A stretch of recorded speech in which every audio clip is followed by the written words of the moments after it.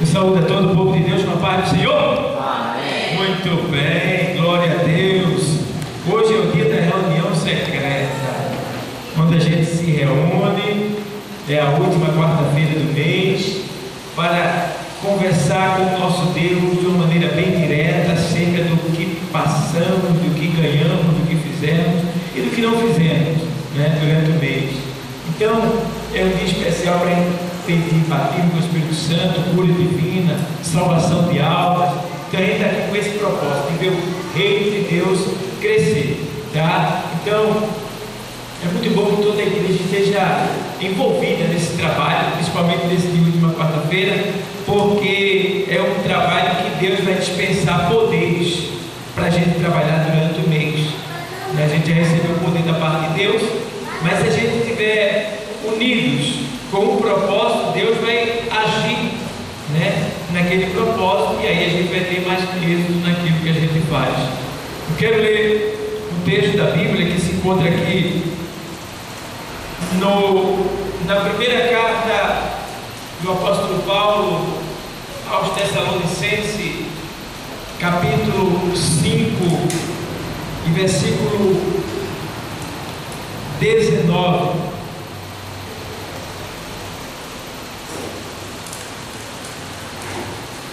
Não extigais o Espírito, não desprezeis as profecias, examinai tudo, retende o bem,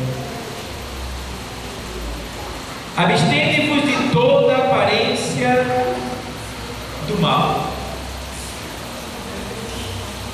Até aí. A gente vê aqui que o apóstolo Paulo ele mandou esta carta para a igreja de Tessalônica ou Salônica, com o propósito de exortar os irmãos a terem cuidado com a sua vida espiritual e com a sua vida secular. E o apóstolo, sendo usado pelo Espírito Santo de Deus, é claro, ele escreveu várias linhas nessa carta. Dentre elas eu li essas 4, mas vamos ver o que quer dizer. Não é tudo que eu vou falar, mas vamos ver aqui um pouco do que ele quis dizer para aqueles irmãos de Salônica ou os Tessalonicenses. E ele diz: não extigais o Espírito. No caso aqui está com E, o nome Espírito está com E maiúsculo, o que significa que é o Espírito de Deus. Quando ele diz não extigais o Espírito, ele está dizendo: ei, não atrapalhe o Espírito Santo de Deus, não abafe o Espírito Santo de Deus, não apague a chama do Espírito Santo de Deus, não impeça do Espírito Santo de Deus agir. Tá? Então, ele quis dizer assim: não extigais, tem a ver com apagar o fogo, não apague o fogo do Espírito que está dentro de vocês. Então, o apóstolo estava querendo chamar a atenção dos irmãos para que eles entendessem que o Espírito Santo ele é uma chama dentro de nós, tá? Isso comprova-se quando o nosso irmão João Batista, porque a gente chama de profeta, mas ele disse que não era profeta, a gente o chamamos de profeta. Então, o nosso irmão João Batista, conhecido por profeta, ele disse uma certa vez que ele batizava com água para arrependimento dos pecados, mas após ele viria um que vos batizaria com o Espírito Santo e com fogo. Então, a Bíblia diz que nós, lá no livro de Levítico, diz que o fogo arderá continuamente no altar. O fogo que Levítico está falando naquele tempo era o fogo do altar, literalmente falando, mas hoje é o fogo deste altar. Porque nós somos um altar, certo? Em nós existe um altar. Então, aqui existe um fogo, tá? Então, a gente não pode deixar que este fogo, que esta chama se apague. E esta chama, esse fogo, dentro de nós, é o Espírito Santo de Deus. Então, esse fogo, ele arde de maneira tal que ele começa a dizer para você: olha, perdoa. E aí você não perdoa, aí o fogo vai diminuir, tá? Porque você vai estar abafando, vai estar apagando esta chama que está lhe fazendo arder, que está lhe incentivando, lhe impulsionando, lhe enviando para fazer o que Deus quer, o que agrada a Deus. E aí a pessoa não perdoa. Aí esse fogo arde, deixando bem claro para a gente que nós devemos orar, e a gente não ora. O que é que vai acontecer com o fogo? O fogo vai diminuindo, porque o que faz esse fogo continuar aceso, ao ponto de ele estar sempre ali vivo, aquela tocha, sempre ativa, é esse alimento que ele quer, né? Isto alimenta o fogo, o perdão alimenta esse fogo que é o Espírito Santo, o amor alimenta esse fogo que é o Espírito Santo, o evangelismo alimenta esse fogo que é o Espírito Santo, a leitura bíblica alimenta esse fogo que é o Espírito Santo, a dedicação, a obediência às coisas que são de Deus alimenta esse fogo que é o Espírito Santo. Então, na medida que esse fogo ele vai sendo alimentado, ó, coisa linda, aí você vai agradando mais a Deus, e aí Deus começa a te exaltar, começa a te abençoar, começa a te colocar nos lugares altos da terra. Então, se você está sentindo o fogo arder dentro de você, dizendo perdoa, perdoe, porque isso vai alimentar o fogo que está dentro de você, ele vai crescer mais, você vai ser mais abençoado, mais abundante na obra do Senhor.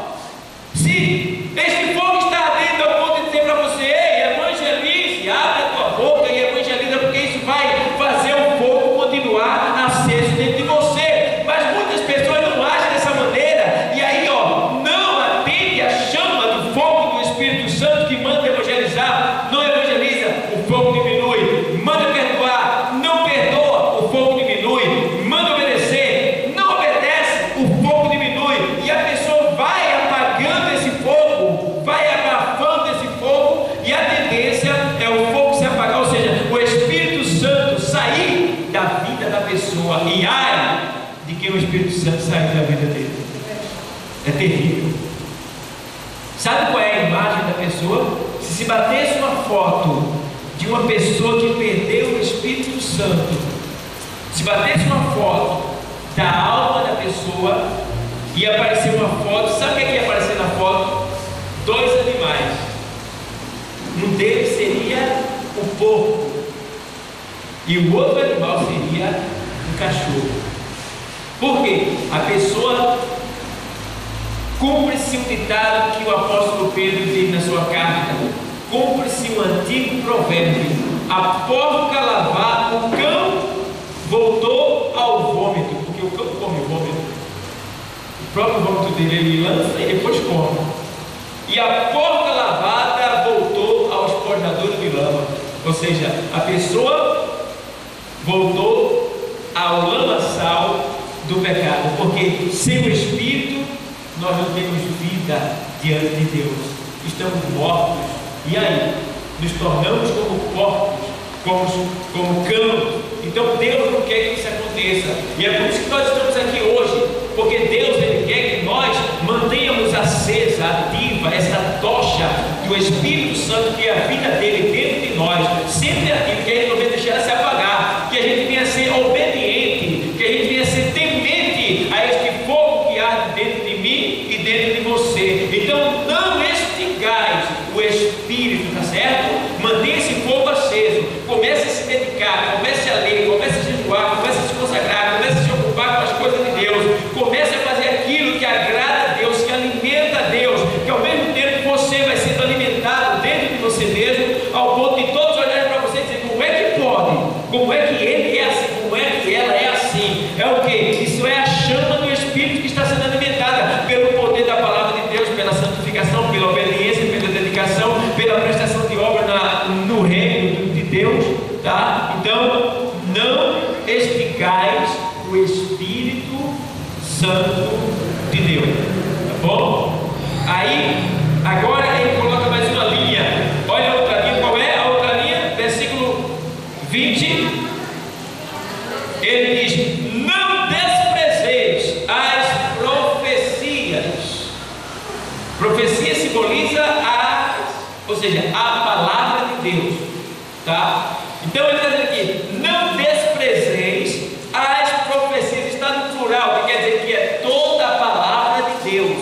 Não despreze a palavra de Deus, ou seja, toda a palavra que você já ouviu, não despreze ela, porque a Bíblia diz que a palavra de Deus, ela é viva e é eficaz, tá? Então quando a palavra ela não sai em vão, ela tem endereço certo, ela não se perde, tá? Então não despreze ela, porque assim como ela saiu, assim sucederá. Assim como foi falado, assim sucederá. Vai ser da maneira que Deus falou. Não se perde uma só semente da parte de Deus quando sai da palavra de Deus, não se perde, tá? Cada uma ela tem endereço certo. Deus só manda a palavra que a igreja verdadeiramente está precisando. Por isso que a gente não pode escolher a palavra, tá? E nem pode criticar o pregador, por mais simples ou por menos eloquente que ele seja, ou sei lá, menos conhecimento que ele tenha, mas se ele abre a Bíblia e explana alguma coisa que ele extraiu da Bíblia, receba, porque Deus está usando ele, está falando por ele, para mim e para você. Não é em vão, tá certo? Você pode dizer: mas fulano prega mais, porque busca mais. Isso é verdade,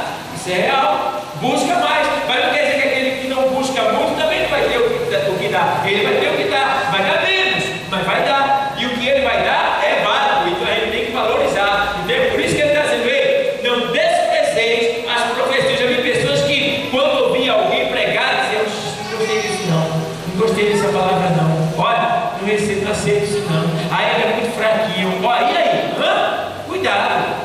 Cuidado, toda palavra que você estiver ouvindo é alguém que teve autorização para estar aqui, então está sobre a direção de Deus, está sobre a direção de Deus, e a palavra que sair vai suceder. Para você ter uma ideia, só para você ter uma ideia, a Bíblia diz que naquele dia, quando o Senhor vier, disse que muitos que ficaram vão bater na porta e vão dizer: Senhor, Senhor, nós expulsamos demônios em teu nome, nós curamos, fizemos maravilha, nós fizemos tudo isso, Senhor. E ele vai dizer: apartai-vos de mim, vós que praticais a iniquidade. Ó, está entendendo? Ou seja, a pessoa estava ali, não estava servindo a Deus verdadeiramente, mas a palavra que ela anunciava fazia milagres acontecer. Olha, curava, expulsava demônios. Deus permitiu. Por quê? Na verdade, a gente tem que entender uma coisa: que quem expulsa não é o pastor, não é o homem ou a mulher. Quem expulsa é o nome de... Está entendendo? O mistério não está no pastor, não está na dirigente, não está no irmão que ora muito, não. O mistério está no nome de Jesus, certo?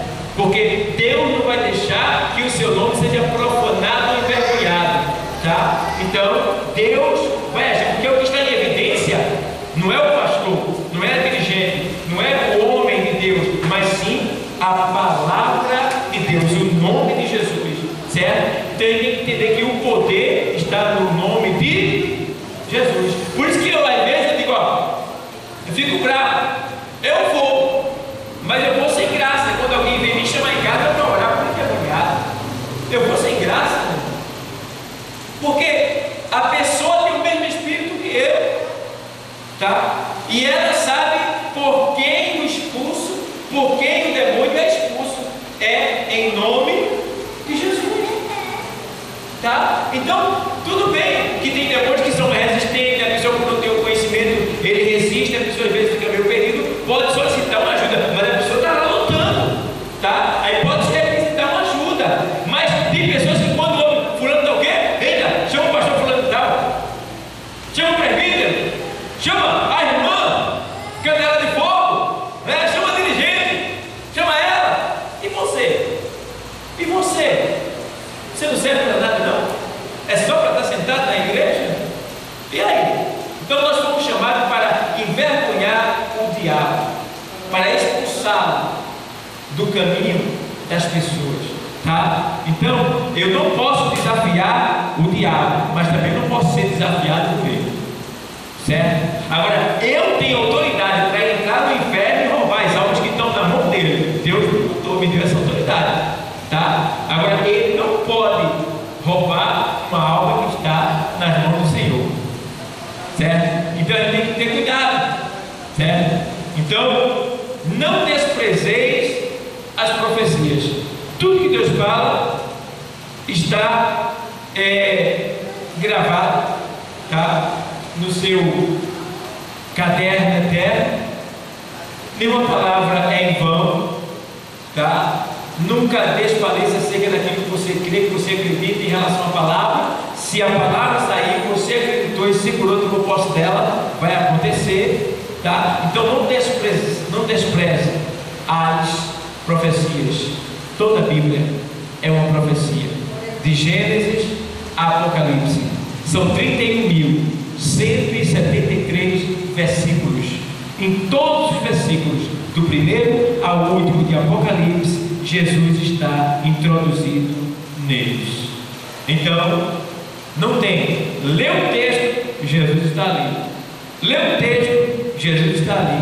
Aí tem que ser um texto dizendo assim: e disse Satanás, é porque Deus está usando a sua palavra para mostrar o que disse Satanás. Jesus está ali revelando para a gente o que está sucedendo. Então, ó, não despreze as profecias. Vamos lá, o outro texto diz assim, mas vou abreviar porque ainda vem o pregador. Examinai tudo, retende o bem. Revista é contigo, eu não aconselho você a examinar ela. Revistinha de tititi e outra revistinha aí de novela, né? E outras coisas mais. Não tem nada para você examinar ali. Quando você for examinar alguma coisa, examine algo que você já sinta que ali vai ter algo para você. Por exemplo, o jornal. Você pode ler o jornal, examinar tudo que tem ali e ter o bem para você. Certo? O que é bom e o que é mal, você deixa para lá. Certo? Um livro.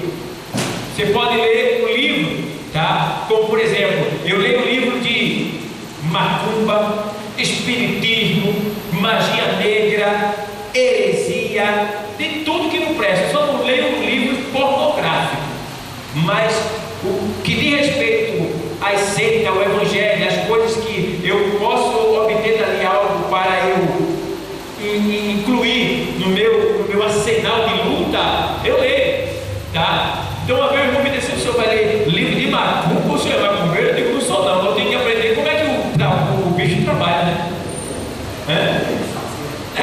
Tem que ver como é que ele luta, que vai poder combater ele. Todo lutador, quando vai lutar com o outro, ele estuda o outro para poder saber como é que ele vai atacar. E não é diferente com a gente tem que saber aonde é que Satanás ataca, como ele ataca, quais são as armas dele, para ele poder também entrar com a nossa. Então, devemos examinar tudo e ter o bem. Mas não você tem um novo convertido, nem um livro de macumba.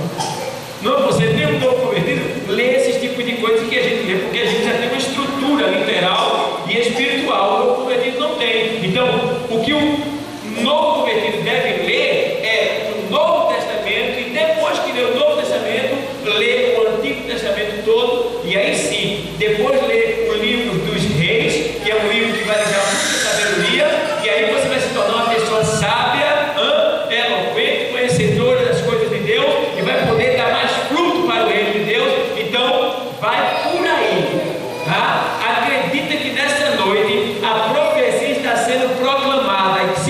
segurar ela, Deus vai te dar posse da vitória, amém?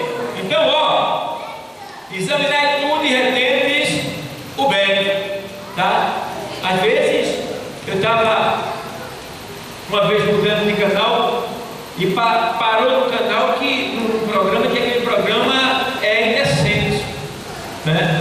Mas estavam falando justamente da Bíblia. Aí eu disse, espera aí, da Bíblia? Bora ver? Aí eu fiquei ali só, mas depois eu vi que aquilo ali era uma profanação das coisas santas de Deus. Aí eu mudei, tá? Era um abuso das coisas de Deus, estavam usando a Bíblia como, né? Então eu examinei, vi que era mal e aí examinei tudo e retei o bem, aí não tinha nada para me reter. Eu descartei o que não presta, a gente joga fora, tá? Examinai tudo e retendes o bem, tá? O outro texto para terminar é: abstende-vos de toda a aparência do abstende, ou seja, afasta-te. Ei, afasta-te de toda a aparência do mal. O que é que eu vou fazer? Estar sentado com um monte de gente que só está conversando sobre futebol. Eu vou fazer o que ali no meio? A turma vai dizer que eu estou conversando sobre futebol e eu não converso sobre futebol, porque eu não tenho tempo para isso. Jesus não foi jogador, tinha 12 apostas, dava para fazer um time, mas ele nunca fez um time. Está entendendo? Então eu não converso sobre futebol, tenho até raiva, tá? Não tenho raiva das pessoas que torcem, não, dos jogadores, não. Eu tenho raiva das injustiças, das coisas que acontecem ali naquele meio. E Deus também não se agrada. Deus, ele tem ódio daquilo, tá? Ele é irado com aquilo, porque ali só tem coisas que exaltam o diabo, né? Mas eu estava perguntando um camarada que era crente e gostava de futebol. E vem cá, no futebol tem prostituição? Tem morte? Tem roubo? Tem mentira? Comecei a falar, mostrar, tem idolatria? Tem falsidade? Tem rivalidade? Tem aposta? E daí vai, comecei a falar um monte de coisa que tinha lá. Eu disse, meu amigo, você acha que Deus vai estar aí no ideal, em que lugar? Quando se fala um gol, ele diz glória a Deus, né? Vê lá o que ele diz, a pornografia que ele diz. Então ali só está envolvida ali as obras da carne. Quando vê lá Gálatas 5, 18, você vai ler as obras da carne do coração, e você vai ver que está tudo ali, as obras da carne. Então Deus não está naquele lugar, tá? Então a gente precisa entender que Deus está muito longe dali, e pode até chegar ali, se alguém morrendo e clamar por ele, aí ele pode chegar, o seu Espírito vai dar para salvar a alma, mas está muito distante dali. Então aí tem que entender isso, porque devemos abster-vos de toda a aparência do mal. Tudo aquilo que vai mostrar para as outras pessoas que você está agindo errado, ainda que você não esteja fazendo, você deve se afastar. O que é que você vai fazer sentar na mesa de um bar e todo mundo está bebendo cerveja? Aí você esteja tomando guaraná. Quem passar de olho vai dizer, se desviou, está tomando cachaça agora, olha ali. Está entendendo? Então temos que ter esse cuidado, tá? De viver e o que é que vai fazer eu estar conversando com uma mulher sozinha num lugar escuro? Imagina só. Aí a gente tem que entender uma coisa, porque a gente não pode se envolver com essas coisas que vai fazer com que as pessoas pensem mal acerca de nós. Temos que ter cuidado, abster-vos de toda a aparência do mal, certo, pessoal? Vigia, tá? Tenha cuidado para que ninguém venha dizer, era crente, não é mais. Olha para ali como é que está a irmã, olha para ali como é que está o irmão, olha para ali, eu estou prometido, já era. Então tem muitas coisas que eu quero falar, mas eu vou deixar para outra oportunidade, tá bom? Porque ainda vem o pregador. Então eu só quero que vocês entendam que fujam da aparência do mal, porque daqui a pouco, tá? Jesus está voltando e ele vem buscar um povo